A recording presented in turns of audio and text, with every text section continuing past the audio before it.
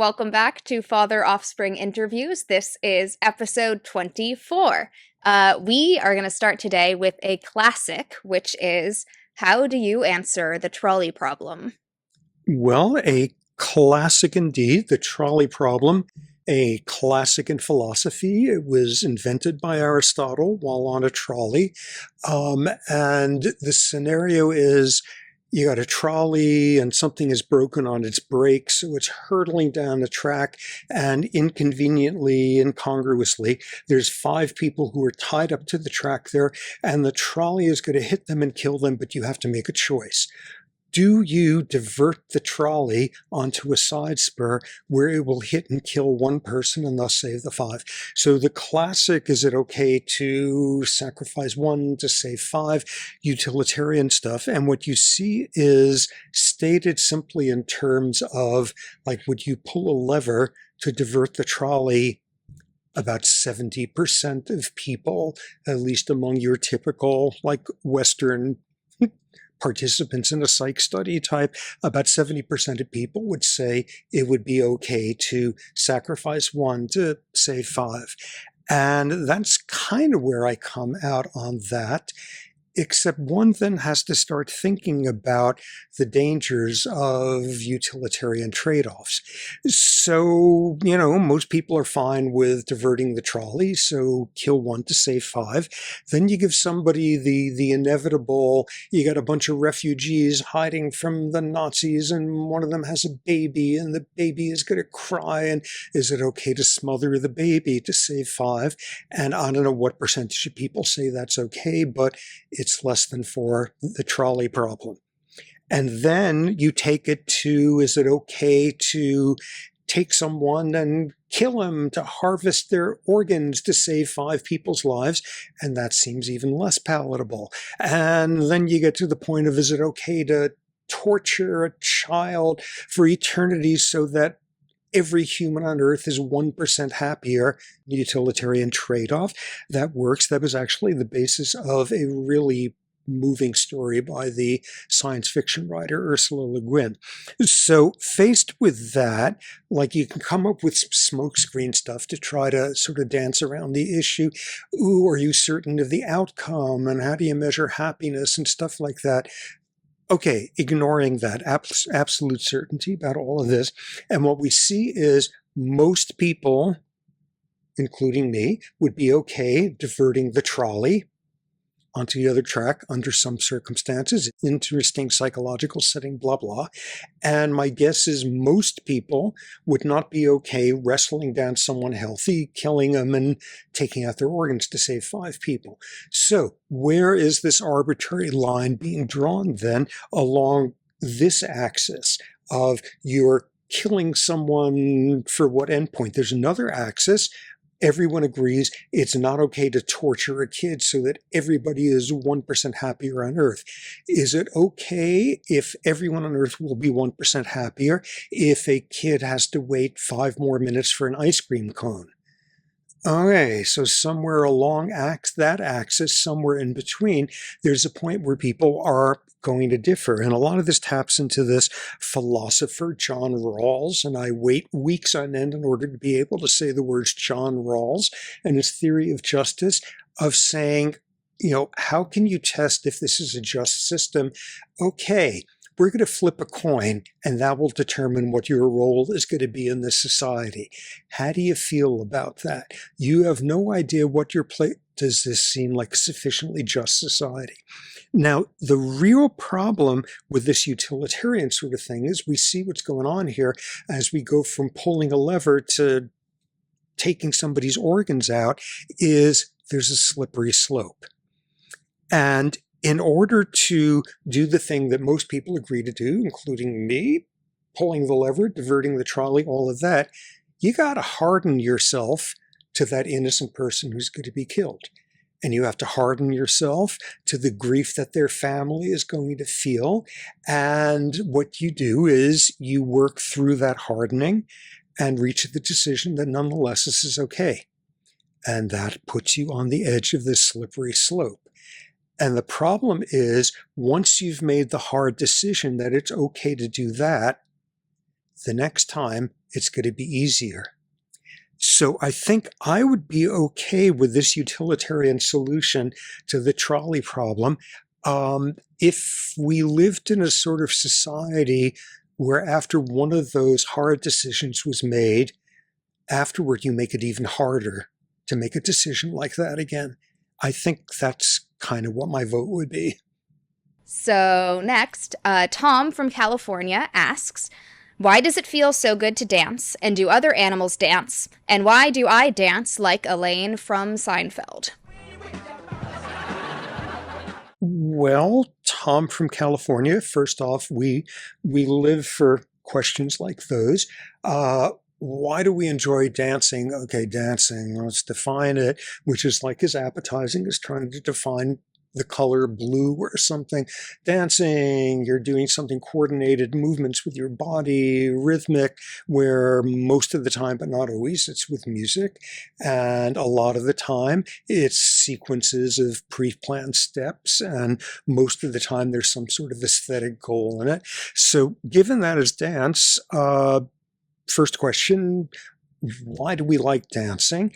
There's all sorts of crackpot, sort of pseudo-biological theories out there that dancing, when it synchronizes with your heart rate or when it synchronizes with your theta waves and your hippocampus or some such thing, the clouds part and you pour beta endorphin into your bloodstream. Okay, that one there's not a whole lot of evidence for. Why do people like dancing? It's an interesting way to express emotion. It's an interesting setting to improvise where you feel safe. It's kind of nice to set things up so that your body can surprise you with its implicitness. So all sorts of possibilities there with that as to why people like dancing, why you, Tom, worry about dancing like Elaine. I had to look up Elaine because I missed that chapter of American history. So I have no idea the answer, but I was delighted to see that Elaine eventually became vice president of the United States, which brings us to the third question, which came second, which is, do animals ever dance? And of course they do. Birds dance and all sorts of displays and hopping around and doing stuff with their feathers in stereotypical movement type stuff over and over. And bees dance. Carl von Frisch, who famously deciphered the bee dance, the waggle dance, all of that. So birds do it and bees do it and sophisticated fleas.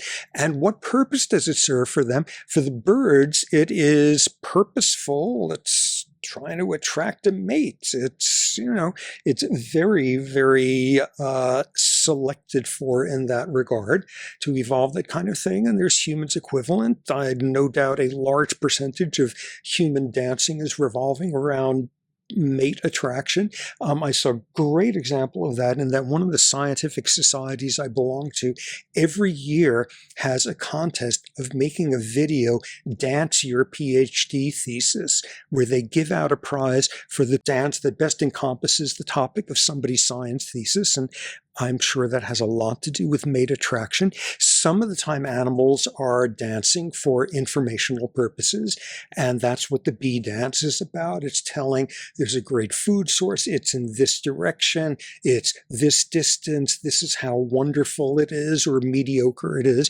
And that's like you ask somebody where the nearest Starbucks is, and they dance out the answer to you. So in that regard, animals certainly dance, as do we for various instrumental reasons. Where I think the real question becomes is, do you ever get animals just dancing for the sheer pleasure of it? And for no purpose whatsoever, getting into the realm of just joy of movement. And there's been much suggestion chimps at the end of the dry season, the first massive rainstorm, Jane Goodall was the first to describe that the chimps just sort of ritualistically run around dancing their heads off.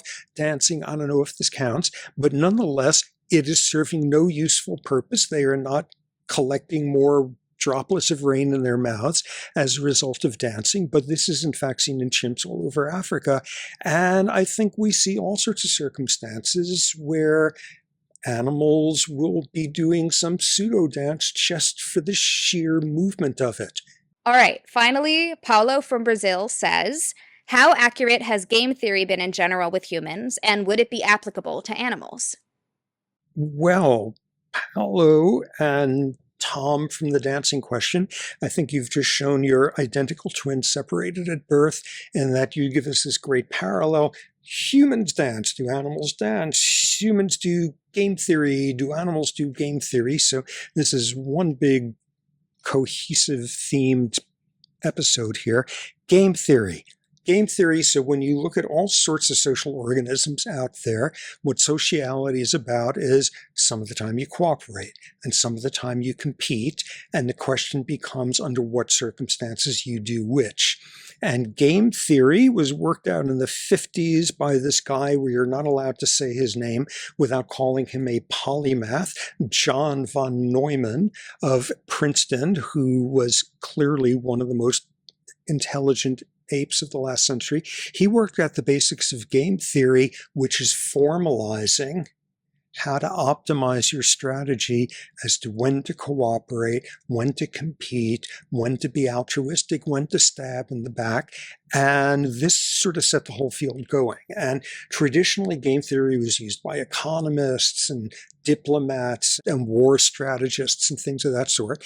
And there's all sorts of these games that have been worked out, but sort of the poster child, the fruit fly of game theory is this game, The Prisoner's Dilemma. Prisoner's Dilemma, you got two people and stripped down, each of them has to make a choice without knowing what the other one is doing. If they both choose to cooperate with each other, made independently, they both get a reward. If they both choose not to cooperate, they get nothing. If this one gets suckered into cooperating and that one doesn't bother, this one gets a huge reward for manipulating and they get a loss. So when do you cooperate? And there was this epic study done by this guy, Robert Axelrod, University of Michigan, where he took like this ancient 1970s computer and programmed in a whole bunch of different people's strategies of, here's how Prisoner's Dilemma works. Just playing a whole bunch of rounds. Tell me, what would your strategy be? And he programmed it and famously ran a round robin tournament, each strategy against the other, seeing which would be most successful. And some of these were incredibly complex algorithms of, under this circumstance, with this probability, you cooperate. And it turned out the most successful one was the simplest one, which came to be called tit for tat. You start off by cooperating. If the other individual cooperates, you continue cooperating. And the two of you cooperate for the rest of time, unless suddenly one day they stab you in the back. And what happens is, tit for tat, the next time you do it in return. If they've done this twice in a row, you do it back twice in a row. And then you go back to cooperating. And tit for tat did wonderfully just for its simplicity. Its bias is you start off by cooperating. The rules are really clear. There's a mechanism for punishment. And there's a mechanism for forgiveness, for going back to the equilibrium of cooperating. And people ran wild with variants on it. And what happens if you've got multiple games going on at once? And it turns out that sort of the cooperation in one game, if two individuals are alternating between the two games in parallel, the cooperation in one game bleeds over into the other one, which I think is what Survivor is all about. The social game, the competitive game, and the dripping over at that, and what happens if you don't know how many rounds there's going to be, but you come with a reputation. And okay, so this has been this huge cottage industry of exploring all the variations of the tit-for-tat strategy with Prisoner's Dilemma.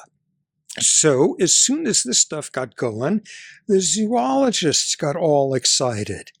Animals, social animals, are cooperating and competing, and they have to do the same sort of decisions. And do other species, have they evolved to optimize their game strategy? And insofar as tit for tat seems to be like the building block of all of game strategies, do other species show something resembling tit for tat? And you go out and yeah, this is the case. You're looking for something very special here. All sorts of species have social cooperation and reciprocity, and that's not what we're looking for here. We're just everybody's being nice to each other. And all sorts of species are nice and reciprocating with relatives, and we're not looking at kin in this case. Do you have a specific relationship where you are more likely to be cooperative with this individual simply because they have been cooperative with you in the past? Do you have this contingent relationship? And if they become a jerk and stop cooperating, do you stop cooperating with them? And you see this in all sorts of cases. Vampire bats drinking blood. Oh my, they're not drinking blood. Mommy vampire bats go out and get blood into a throat sac from a cow or whatever, and they fly back and they disgorge the blood to feed babies. They're sucking animals' blood to feed their babies. And the really striking thing about vampire bats, this was worked on by this guy, Gerald Wilkinson, pioneered by him, showing they're cooperative feeders. A whole colony of bats who are not necessarily related to each other will feed each other's kids. So then you look carefully, and is this non-specific, undiscriminating sort of reciprocity? Everybody feeds each other and feeds it. Or are you seeing dyads of stable, reciprocating partnerships? And that's exactly what you see. So you see that sort of selective direct reciprocity going on with them. You see this with macaque monkeys, who grooms who and who gets groomed back. And again, it's not just because everybody grooms everybody like mad, but selectivity, and it's built on reciprocity. The coolest example is this paper from 2017, some scientists at USC, where they had rats play the prisoner's dilemma. Okay, how about this? So you got two rats in a cage, and there's like these two little snout things you can stick your snout in.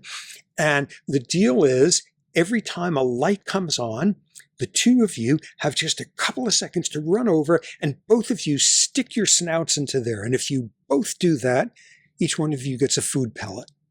And if neither of you does it, nobody gets a food pellet. And if you sucker the other rat into going in and you pull back at the thing, they get nothing, and you get 3 food pellets. It's the prisoner's dilemma. And what they showed in this study is, yeah, rats evolve cooperation with that along parameters of a rat version of tit for tat, and it works exactly the same. So then Paulo's last part is, how predictive is this actually behavior? And it turns out not very, even for rats.